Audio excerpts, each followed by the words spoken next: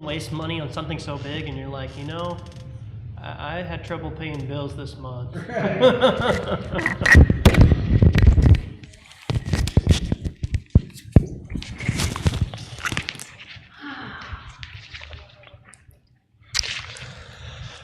Well, okay.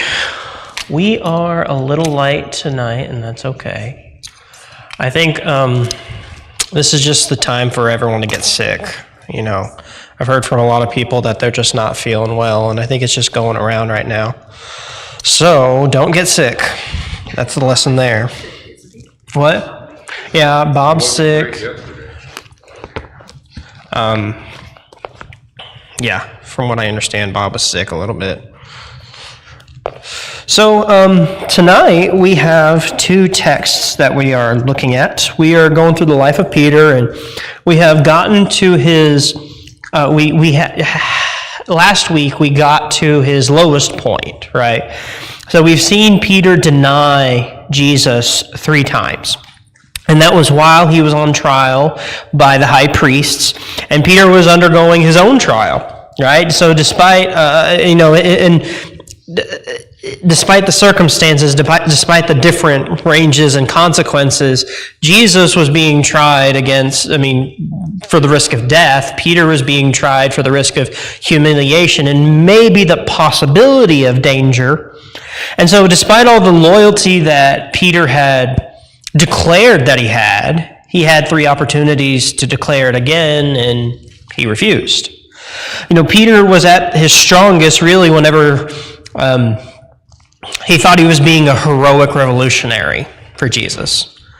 But Peter could not or did not step up to the plate whenever he had to play the role of a humble servant who might be ostracized and embarrassed, right? And so the 2 texts I want to look at tonight are Mark chapter 16 and John 20. We'll look at a couple of verses from those. And so we're talking about the tomb is found empty, right? Jesus has died, and Peter's last interaction with Jesus before he dies is a meeting of the eyes after Peter denies Jesus, right? And so, the burial of Jesus is often something that we don't always talk about. It tends to kind of go overlooked. Like, you've probably heard plenty of sermons on the death of Jesus. You've probably heard plenty of sermons on the resurrection of Jesus, but I don't know many sermons on the burial, and that's including my own preaching, right? But Paul wrote in 1 Corinthians 15 that the gospel is the death, burial, and resurrection. But we kind of skip over the burial a lot of the time. So what's the significance? Every single gospel mentions the burial of Jesus. Every single gospel mentions how there was this rich man, Joseph of Arimathea, who was a secret disciple of Jesus, bought a tomb for Jesus, or gave Jesus a tomb that he had already bought. So let's come to Mark 15. I want to read the last verses of Mark 15 to kind of see where we're at. So this is after Jesus died. Mark 15, verses 42 to the end. Mark 15, 42, it says, "And when evening had come, since it was the day of preparation, that is, the day before the Sabbath, Joseph of Arimathea, a respected member of the council, who was also himself looking for the kingdom of God, took courage and went to Pilate and asked for the body of Jesus. Pilate was surprised to hear that he should have already died, and summoning the centurion, he asked him whether he was already dead. And when he learned from the centurion that he was dead, he granted the corpse to Joseph. And Joseph bought a linen shroud, and taking him down, wrapped him in the linen shroud and laid him in a tomb that had been cut out of the rock. And he rolled a stone against the entrance of the tomb. Mary Magdalene and Mary, the mother of Joseph, saw where he was laid." So, because of Joseph of Arimathea in that text, Jesus was given this fresh tomb and really a proper burial, right? And for Joseph of Arimathea, this was kind of a financial undertaking. It's the same case today. Burials aren't cheap, especially whenever you're talking, this man had a a tomb that was carved out of rock. You think carving something out of rock is easy? No, it's hard, and that's why it's going to be expensive, right? And so a tomb, all the oils and the linen, all of that is kind of a financial undertaking. And Jesus, despite being homeless and having no money, received the burial of a rich man. Now, why is this significant? Right? What'd you say? Because he deserved it. He deserved it. Great point there. He deserved it. And I mean, despite the fact that he didn't have any riches, a lot of the times burials are almost entirely, funerals or any sort of arrangements after someone passes. It's almost entirely trying to give respect to the person who has passed, right? And so Jesus, how much respect does he deserve? He deserves quite a bit, right? But this was a start, right? And are there any other significances to the burial of Jesus?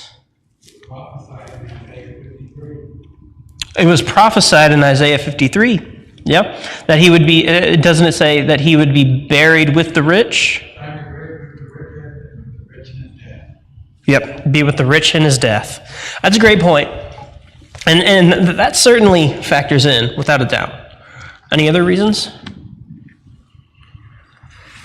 I have a couple of things that I thought of, right? Aside from those things, I hadn't thought, he deserved it. And I hadn't thought of that passage, but these are the things that I thought of, right?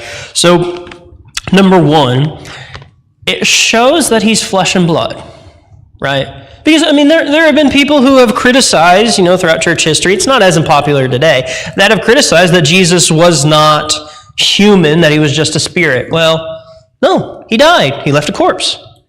The second point is that it proves that he truly died.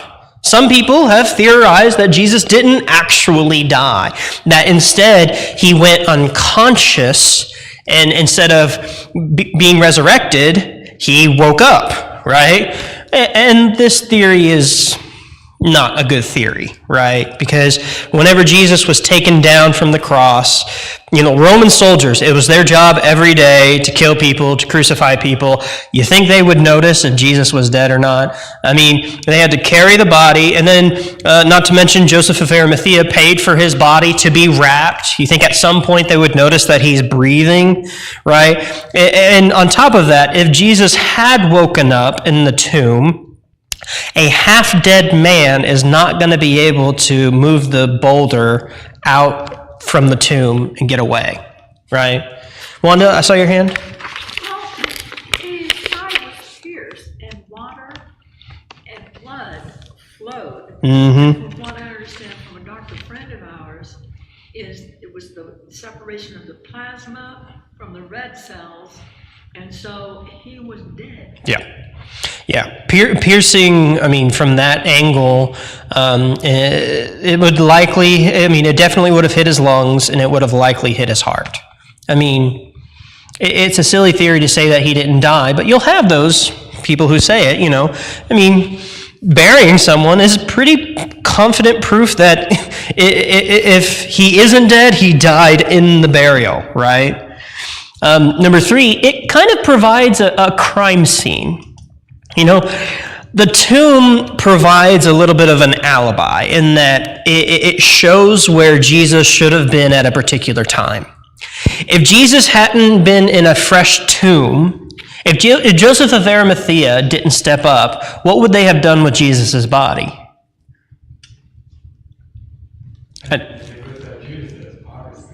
What's that? Potter's field. That was Judas. You went into the potter's field. Mm.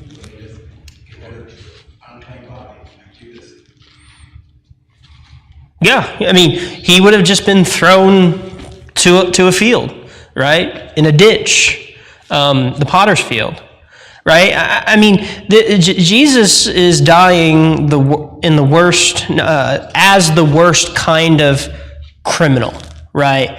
He was going to just be thrown in a ditch. There was going to be no care for his body whatsoever. And so, if you have his body just thrown in a ditch, and then people say, oh, the body went missing, it's pretty easy for everyone to say, well, someone probably stole the body. Or you could say, well, animals got to it and ate the body, right? But if you have the body in a location that is restricted, that allows for the mystery of his disappearance, right? It allowed the disciples to have a location to return to and to know where his body was. The Jews or the Romans, everyone knew where Jesus' body was, and that's how they know it went missing in the first place, right? Did I see your hand? Well, I guess you answered it. I was going to say that I wouldn't think that they would have wanted to have thrown him in a ditch because people claiming that he was resurrected. It's right.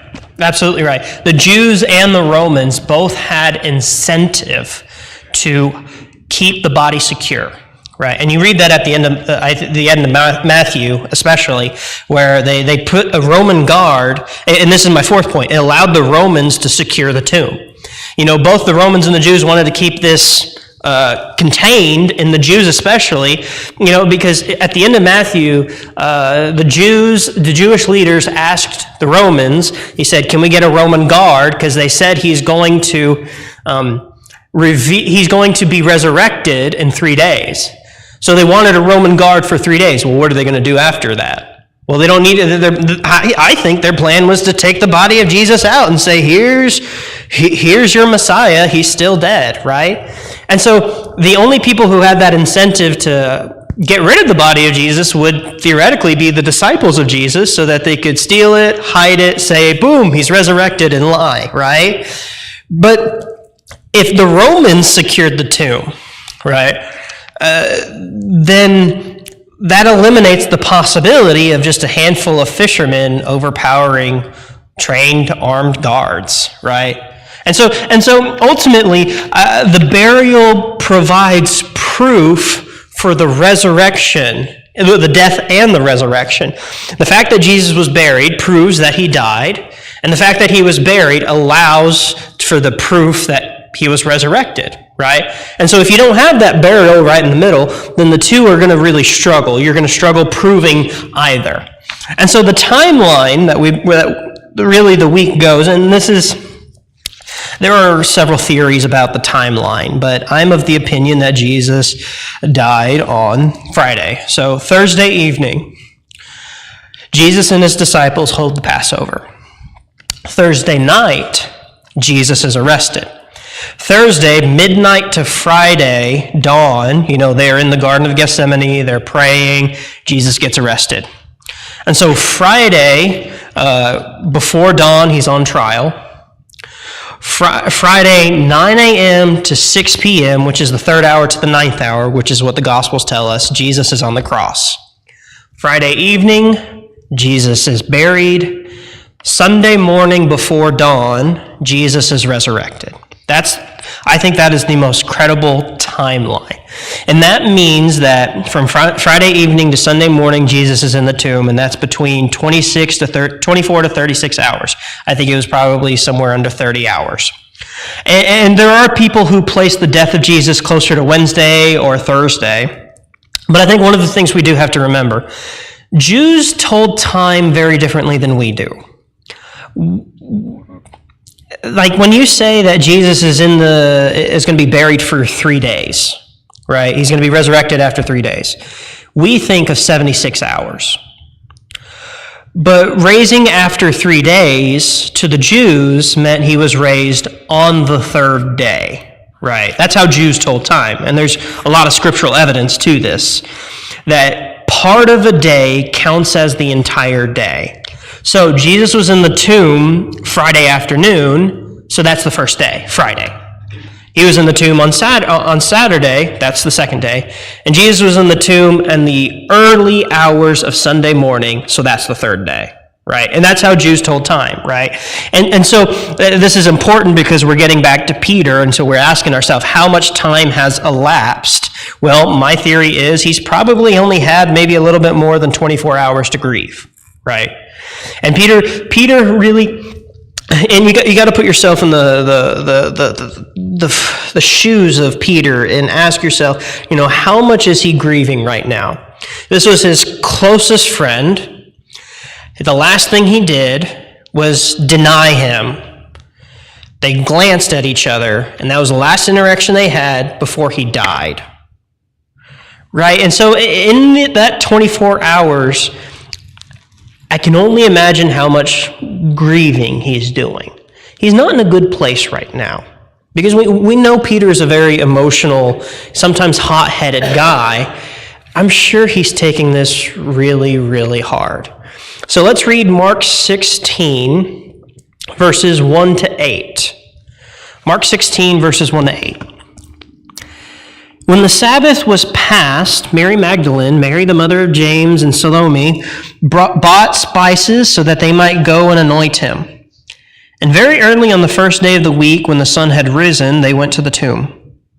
And they were saying to one another, "Who will roll away the stone for us from the entrance of the tomb?" And looking up, they saw the stone had been rolled back. It was very large. And entering the tomb, they saw a young man sitting on the right side, dressed in a white robe, and they were alarmed. And he said to them, "Do not be alarmed. You seek Jesus of Nazareth, who was crucified. He has risen. He is not here. See the place where they laid him. But go tell his disciples and Peter that he is going before you to Galilee. There you will see him, just as he told you." And they went out and fled from the tomb, for trembling and astonishment had seized them. They said nothing to anyone, for they were afraid. So we have one mention of Peter here, right? So we have three women. This is the first occurrence of someone realizing Jesus is resurrected. Mary Magdalene, Mary the mother of James, and Salome. Mary Magdalene, the Bible says almost nothing about her except that she was a disciple of Jesus whom Jesus cast demons out of, right? Mary the mother of James is Mary the mother of the other James and the 12 apostles. Salome is the sister of the mother of Jesus and the mother of James and John. This is how we know the apostles James and John are cousins of Jesus. And so it's still dark before dawn. Mary, and Salome start out for the tomb. And while they're headed there, they're really asking themselves, how are we even going to get into the tomb? Because what would happen is you'd have a tomb, and the entrance is usually like 4 feet high, right? You had to crouch down to get into the tomb. And usually there would be a real big boulder, and it would kind of be built at a slant. So that way they could just easily close it, but opening it usually required 2 men, right? So they'd have a big rock here and a small rock to wedge it. And having it built on a slant, it would be very easy to close, very hard to open. And you got these 3 women who are going to come and try to honor Jesus by treating his body properly, which he didn't get the proper funeral, I'm sure. And so as they get there, they notice the tomb is open, right? And the second surprise, there are angels in the tomb. Mark only has 1, Luke has 2. And the third surprise is what the angel says, right? Mark doesn't say he's an angel, but he's dressed in a white robe, and how hard was it to wear white back then? They didn't have soap and detergent, right? You had maybe a couple of hours before it got bad. But Matthew does clarify this guy's an angel. The angel says Jesus isn't here, he's raised from the dead. And I want to point at what he says, right? You have verse 7. He says, go tell his disciples and Peter that he is going before you to Galilee. Why does he specifically mention Peter? Out of all the disciples, why is it that Peter's mentioned? Certainly John, James, Thomas, they all need to hear this, but why Peter? He denied Jesus. He denied Jesus, but why is that relevant? Well, because he wanted to comfort Peter. That's what I think. He wanted to comfort Peter. Out of all the disciples, certainly Peter had reason to grieve the hardest for the death of Jesus. Peter's grief over Jesus must have been profound and agonizing. After denying Jesus 3 times, Peter fled and wept bitterly, I'm sure his heart heavy with shame and regret. I don't know. I mean, have you ever been in that kind of situation? I don't think I've been in an equivalent situation, but I've had moments where I failed to announce my loyalty, or I buckled under pressure, and those hurt. But then mix that with the fact that you buckled under pressure and it very well may have caused their death, which I'm sure it really didn't, but I'm sure that's what Peter's thinking, right? I mean, the weight of his failure probably crushed his spirit. Despite the fact that he was so boastful about never leaving Jesus, he denied him. I mean, he probably witnessed Jesus' brutal crucifixion from a distance, and I'm sure the pain of that betrayal deepened. You know, I bet every lash of the whip, every mockery thrown at Jesus, every nail driven into his hands really echoed in Peter's mind the reminder of his own weakness. You know, in the silence after Jesus' final breath, Peter's sorrows must have felt unbearable, like a deep chasm of guilt and loss. But even in his despair, there is this flicker of hope. Perhaps a longing that the words of Jesus spoken of the resurrection would come true. And maybe there would be this offering of forgiveness and a chance to prove his love once more, which is true. So, I mean, certainly, I think this mention of Peter here is very significant in showing God's grace, and that God and Jesus are aware that Peter is suffering perhaps more than the rest. You know what I mean? And so I have a video that I want to share with you guys. It's a short video. It's by the Skit Guys. It is called Grace. We got it pulled up? Okay.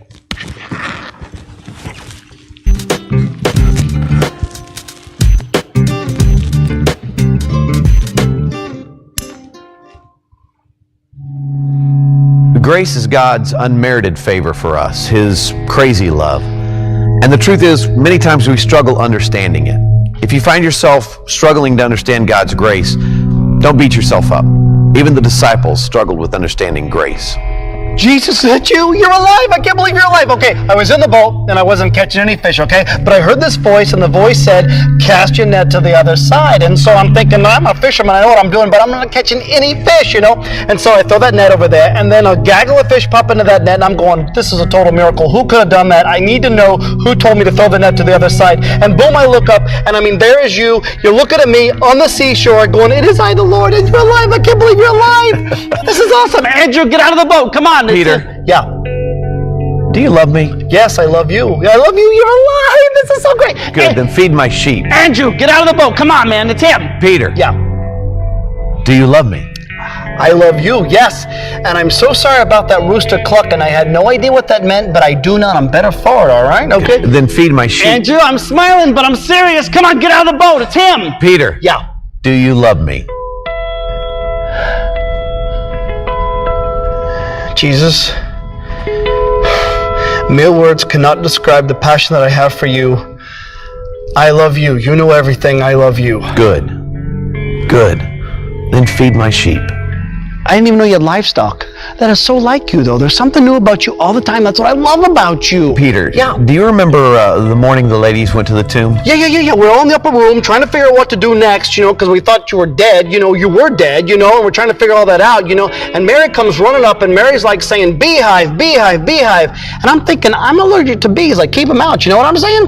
But as she kept getting closer, I heard her correctly. She was saying, he's alive, he's alive, he's alive. And we're going, who's alive, who's alive? And she said, she was at the tomb, and the tomb was empty, and she said that there was an angel there, and the angel said, go tell the disciples and Peter that everything is okay, he is risen. And so me and John, we hightailed it down there, and if John says he beat me, he's totally lying, all right? I beat him, FYI, all right, And we get down there, and I'm looking in that tomb, and it is empty. There's nothing in there, you know what I'm saying? And I'm like, what does this mean? What does this mean? And John is right there. John is so good with words. He should write a book. He is so good with words. And John said, don't you get it, Peter? This is everything Jesus said he was going to do, and you did it, and it's done. Let's go. This is so great. Wait, the angel said what? Go tell the disciples and Peter that everything is okay. He is risen. You've risen. Let's go. This is He said what? Go tell the disciples and Peter.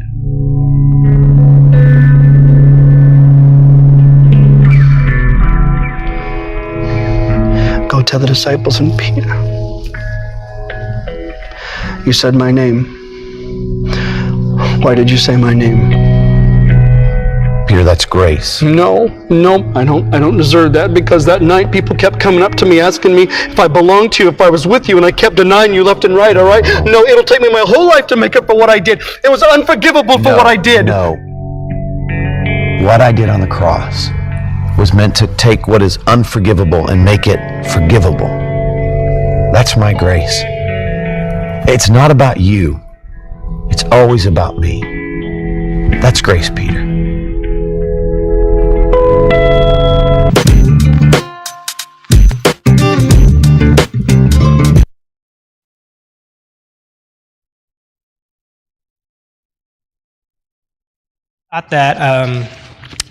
I thought that skit probably brought it out better than I could in showing that, even despite all that Peter did and failed to do, Jesus is still willing to receive him. And that just demonstrates grace. That just demonstrates his love, his patience, and his forgiveness, right? That's why I'm loving this study of Peter, because it shows the more we see Peter fail, the more we see Jesus give grace, right? So the second text we're going to look at is John chapter 20. John 20. And this is the text where the tomb is found empty and Peter goes to the tomb, right? So John doesn't have the whole interaction with the angel, but he does record the Peter getting into the tomb. John 20, verses 1 to 10. It says, "Now on the first day of the week, Mary Magdalene came to the tomb early, while it was still dark, and saw that the stone had been taken away from the tomb.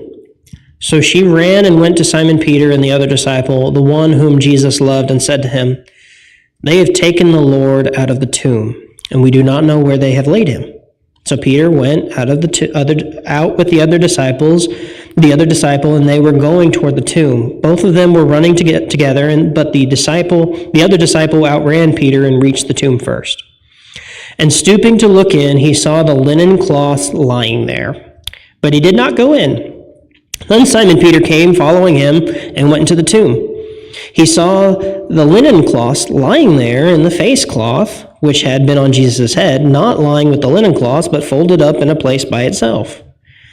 Then the other disciple, who had reached the tomb first, also went in, and he saw and believed. For as yet they did not understand the scripture that he must rise from the dead. Then the disciples went back to their homes." So we see here, Mary sees that that the tomb's open. She rushes back to tell them, and so now we see Peter's response. Peter and John then hightail it over to the tomb, and they go in, right?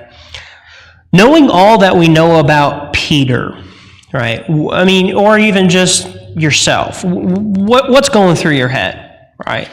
Your friend passed in a very brutal way. He's buried in a tomb. The tomb's empty. What do you think? Laurel? A lot of people hated Jesus. Maybe somebody took the body. Somebody desecrated his grave. That's a great point. Maybe someone desecrated his grave, right? That's a great point. I don't know, if you walk to a cemetery where your friend was just buried maybe a day or two ago, and you see that someone dug it up, opened the casket, and he's missing. Well, what are you thinking? Desecration, that's a good thought. John? Something that hadn't really popped into my head until I was reading it this time, but it said, another disciple outran Peter, reached him first, maybe John, was like, do you believe it? He's like, I gotta get there and see this immediately. Peter was like, I'll go check it out, but I don't know if he's actually back. Like, there's not as much of a reason to hurry. Right. That's a good thought. Yeah. When I read that, I was thinking, okay, John is just quicker than Peter, but you might be right. Maybe Peter is not as Motivated. Maybe John. I mean, because the text says that John is the first. Not only is he the first person to get there, but he's also believes. Peter doesn't. It doesn't say that about Peter. So maybe he's not as motivated or as excited or hopeful. Maybe that's the right word. Yeah, that's a good thought. So when a body goes missing, what do you think, right? What's going through Peter's head right now, right? So I think the things you think of whenever all that happens, one of the things that I noticed in my study is that the Emperor Claudius had put into a law. It was either at this time before this or shortly after. He put into law in Rome that grave robbers would be put to death.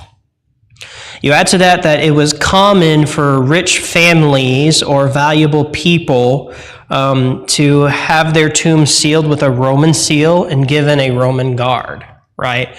And breaking a Roman seal was a death penalty, right? And so all of that really indicates that at the time there was a problem with grave robbing, right? And grave robbing is a natural thing to assume because a lot of the times they'll put valuables, they'll bury people with, their jewelry or something, or the oils that they use to treat the body, they'll leave the oils in the tomb with them, right? So first impressions, I don't know, is it natural to think that was Jesus' body stolen, right? It's not a crazy thing for Peter to think. But it would be a little bit strange. Yeah, Shane? Maybe he thought or believed a little bit that he had resurrected, but he was apprehensive to face Jesus. That's a good point too. Jesus would know that he had denied it. Yeah. That's a good point. Maybe Peter is scared that Jesus did resurrect, and he's scared to meet him face to face. I hadn't thought of that. That's a great thought. So, what Peter's thinking, with the grave robbing, I think we can, like the desecration and stuff, that might be the first thought, but that's probably Peter, and I'm just thinking Peter's thinking through these things. Maybe he isn't, but this is what I would be doing. I'd be thinking through, okay, what happened to the body? Well, first off, did someone desecrate it? Did someone steal? Well, the problem is that what's in the tomb that people actually want, right? So verse 5 and 6, it says, and stooping to look in, he saw the linen cloth lying there, but he did not go in. Simon Peter came in, and following him, went into the tomb. He saw the linen cloth lying there, and the face cloth, which had been on Jesus' head, not lying with the linen cloth, but folded up in a place by itself. Grave robbers, first, they don't leave things tidy. When you're stealing, it would be really weird to leave the cloth folded. Second, if they're stealing, why wouldn't they take the cloths? There's resale value right there, right? Linen cloths, they weren't cheap, right? Is the body even that much more valuable? Do bodies really have that much value, especially in ancient times? Now there were sorcerers, necromancers, people with the folk religions and magic stuff, the ritualistic religions. They did require certain bones, hair, and body parts for spells and stuff, right? So there might be some sort of incentive to steal the body of Jesus, but really, isn't there more incentive to steal the linen cloths? And not added to that, don't they know? Jesus. This is front page news, or maybe at least second or third page news, right? In that Jesus died, and everyone knew that he wasn't some sort of rich guy. They would have heard the rumors. He claims to be a king, but he's actually a blue-collar worker and now a homeless rabbi. This guy doesn't have much. Is it worth the effort? Usually thieves try to go for easy or lucrative targets, and this is neither easy nor lucrative, right? Wanda, did I see your hand? Well, I think if you were going to steal a body, you would want to do it surreptitiously. Mm-hmm. So why wouldn't you take the body and the linens and carry it off and deal with it another time? Right. Instead of unwrapping Mm-hmm. and leaving them there. Yep. That's a great point. Yeah, they would have just taken it, and if they just wanted the linens, they would have left the body right there and left. You know, another point I just thought of, they would have closed the tomb. You know, and so all of this. I mean, Peter's probably going through all of this, and he's thinking, that's probably not the instance. Well, who else could it be? Would the Romans have done it? Did the Romans have any incentive of stealing the body? I don't think so. They might have had a little bit of incentive of keeping the body contained, right? The Jews, did they have any incentive to steal the body? That was the opposite of what they wanted. The Jews were afraid that Jesus' body would go missing and they'd say he'd been resurrected, right? So the Jews, it doesn't match their motive at all. They were the ones who killed Jesus in the first place. They would have taken the body. If they did take the body, they would have paraded it around town and said to everyone, listen, this guy, he's still dead, right? And so if the Jews had taken it, they would be showing everyone around. Maybe Peter thought for a second, that's what happened. But then, why did they leave the linen cloths again? That's a detail that's strange. And then maybe, again, thinking like Peter, maybe he does think, is Jesus actually alive, right? Again, this one doesn't really hold up to thoughts like the man was physically tortured, right? This man had lost a lot of blood, and he would need to heal. 24 hours is not enough to get back into good shape, right? He probably wouldn't have been able to unwrap himself from the linen wraps, right? Because we see whenever Lazarus is resurrected in John 11, that even though he's able to get out of the tomb, Jesus says, well, unbind him because he's bound with his hands and feet are bound with the linen wraps, right? I mean, have you ever tried untying something whenever your hands are just wrapped like that? I mean, it's really hard to do, and considering this man is, again, half dead. And then on top of that, if Jesus is alive, how did he move the boulder, right? Like I said, you'd have to stoop down at an awkward angle and push the boulder. I don't even think a healthy man would be able to do that. And then on top of that, there are guards there. Did this half-dead man overpower the guards? And so, I'm just thinking, what are all the thoughts that could go into Peter's head? And if Peter is thinking through all these things, all these different possibilities are just being eliminated. And once you eliminate all the impossibilities, the only thing left is the truth. And that's that he was resurrected, right? The impossible happened. And I want to mention something really cool about verses 5 and 6. So verses 5 and 6 talk about the linen cloths lying there. John provides this detail strangely. It sounds strange in the English, like why are we talking about the linen cloths so much? And in the Greek, it's very redundant whenever it says he saw the linen cloths lying there. And and in the Greek, the word for the cloth, it says the cloth that went on Jesus' head was folded. Well, the Greek word for folded is a really weird word to use there. It could be translated as twirled. So this has led some people to this theory, and I think it's a really cool theory. I don't know if it's true, that the linen was in the shape of Jesus' body. That the linen wrapped around Jesus' head was still in the shape as Jesus was actually in it, right? The linen was like this empty cocoon in the shape of a body, a husk, that when Jesus was raised, he almost like phased through it. He just passed through it, right? And so it led to this theory that some people say it's like a discarded chrysalis from which the butterfly has emerged. That's what one person wrote. And so that's really interesting, isn't it? I have no idea if it's true, because I've seen people argue about both sides. But I will say it could explain why John, when he saw the linen, he believed Of course, it doesn't have to be that way. You know what I mean? I'm like, this is an interesting thing, and I thought I'd mention it, but I don't know. Any thoughts on that? I'm like, oh, that's cool. Wanda? Well, there had to be something about those linen wrappings and all of this other stuff that once John saw it, Right.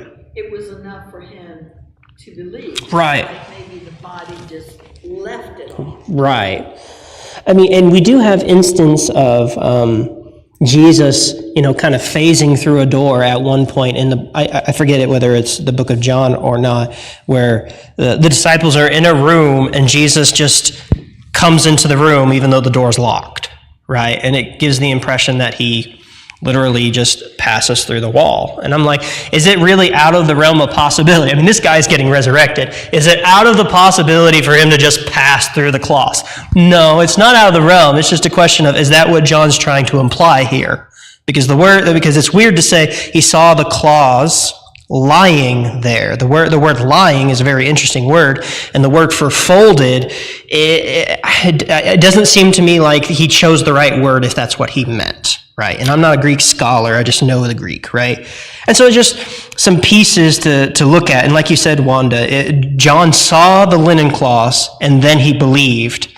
It would make sense if the linen cloths were something unique to like a cocoon of him.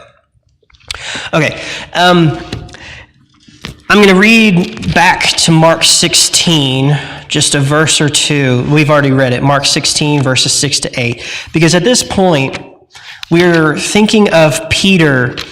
We're about to get to a highlight next week of Jesus and his conversation with Peter of restoring him, and it's going to be on the shores of Galilee. When the angel told Mary, go tell the disciples and Peter to go to Galilee. Mark 16, verse 8, what we read said, and they went out and fled from the tomb, for trembling and astonishment had seized them. They said nothing to anyone, for they were afraid. So at this point, that tells us what the mental state of the disciples are, especially Peter, right? So Peter sees the tomb of Jesus. He sees the linen cloths lying there. He sees that Jesus is missing. And even though he heard so many times of Jesus saying, hey, I'm going to be resurrected. Hey, I'm going to be resurrected. I went back and I saw at least 3 times where Jesus said it plainly, and at least 2 times whenever he hinted at it, right? So at least 3 times where he said, I'm going to be rejected. I'm going to be killed. I'm going to be resurrected. And then there were 2 times like when Jesus said, I'm like Jonah. I'm going to be in the earth for 3 days and 3 nights like Jonah was in the belly of the whale. Or Jesus said, destroy the temple and I'll raise it in 3 days, talking about himself, right? So they had hints of this, but now that they're coming fully face to face with this, they find themselves trembling, astonished, and afraid. And they're saying nothing because they're afraid. Do you think that's the right... how do I say it? Do you think that's the right response? No, it's not the right response. Do you think that's an understandable response? Because I keep going back and forth on my head. I'm like, what they're seeing is absolutely incredible, but shouldn't they be used to incredible things by now? I'm like, why are they afraid? Do they still not get it? Because it said that John believed. It didn't say Peter believed, and so does Peter still believe something else, In today's society of special effects and movie-generated fanciful stuff, you'd think it'd be harder for us to believe that. But the things that they've seen Jesus do, like you said, they've seen miracles before. They've seen, multiplication of food. They've seen healing of people. Most recently, the ear put back on. Yeah. This kind of stuff, and yet they've never. Maybe they've seen Lazarus, but they've never heard of somebody resurrecting from the dead. Yeah. So you got to give them a little bit of a credit, about struggling with this a little bit, I think, but I would agree with that. I mean, definitely, they deserve a little bit of credit because, you know, if I see a cemetery desecrated and a body missing, my first thought is definitely not that they resurrected, right? You know, but at the same time, it's like, you should know better. And then there's the big picture, like what they're all wondering, what's next? Right. What does this mean? Right. What is next? Wow, what's going on? Mm-hmm. My brain would be pretty, you know. Mm-hmm. They also didn't, like, even though they were with him for 3 years, they never really understood what his purpose was. Right. It says that in John. Right. Yeah. Specifically, and I think, like you mentioned earlier, Peter was kind of had the revolutionary perspective. They all did, yeah. Yeah. So when he died like that, there's no really telling what that did to their mental state. Yeah. You're absolutely right. Just like, this is just out of left field kind of Right. thing. If he's back, is it time to take over Rome? Yeah. What I mean, why Yep. why do we have to die first? You know what? Right. Still, Right. don't get it. Right. You're absolutely right. I mean, because this is coming on the tail end of their world being shattered, right? Because the guy that they were kind of propping up and preparing for this guy to be the leader of a revolution just got killed. You know, I mean, surely the disciples would be like, okay, once they accept the resurrection, they might be thinking, okay, but why'd you have to die, right? It's like, you could raise yourself, like, why didn't you stop yourself from being killed, right? So you're absolutely right. Maybe they're in a much more fragile state when this happened because of everything that has just happened, right? Like, I mean, because, if all this happened within 3 to 4 days, this is a crazy 3 to 4 days. It's just one thing after another, after another, after another. It's like you're going to get PTSD by the end of it, right? I mean, and so this may not give, even though it's been 24 hours, I don't know if that would be enough to catch your breath, right? If they're still in the middle of grieving, and then you drop this bomb on them, and they're like, in that situation, maybe fight or flight kind of kicks in, and you're like, okay, I don't know what's going on, but I'm terrified. But Jesus isn't very sympathetic Right. at all. I mean, he's like, why are you looking for the angels and Jesus both? Why are you looking in the grave? Right. I told you this was going to happen. Mm-hmm.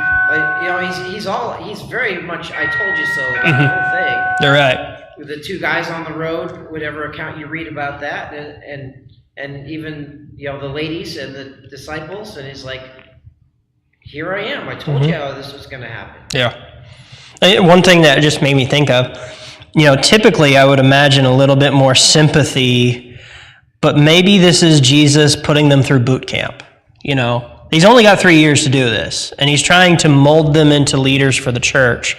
Maybe he's not giving them a chance to breathe, a chance to think, and he's not really sitting them down to explain everything because he's trying to mold them and shape them and prepare them, right? Because I do feel like, you're absolutely right, Tom, Jesus is like, you should know this, right?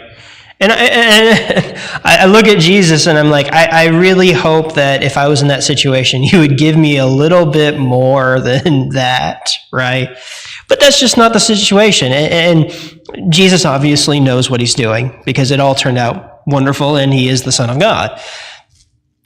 But at the same time, we're just trying to understand, okay, Peter right now, he's seen all of this, but he's trembling, he's astonished, and he's afraid. It could be somewhat self-centered too, where like they're worried about being blamed for the disappearance. That's a good point. That they're worried that somehow they're going to get wrapped into all of this, and they could get blamed. Because even if he was resurrected, people wouldn't buy that, and they would just say, the Romans and the Jews wouldn't buy that, and they would say, you stole the body, and they would say, you desecrated the tomb, and therefore you get the death penalty under Roman law. And if I'm not mistaken, that story where at the end of Matthew, the Roman guards were paid to tell the story that they were overpowered and someone stole it, right? And so you're absolutely right. That's a good point, that they might get blamed for this, right? I hadn't thought of that. That's great. But all of this is going to set up for whenever we look at it next week in John 21. The disciples are going to return home, as they were told to in Galilee. And that's when Jesus is going to have this heart-to-heart with Peter. And I really think that that's really the pivotal moment where we see Peter turn around. After John 21, Peter's never really the same, right? Peter kind of steps into the role that Jesus had for him. But the significance, I think, is that despite the fact that Peter did deny Jesus, despite the fact that Peter did fail Jesus numerous times, Jesus still restores him. Jesus still forgives him. Jesus still assigns him to work in his kingdom. And that's just the kind of Lord that we have. Okay, I will end there.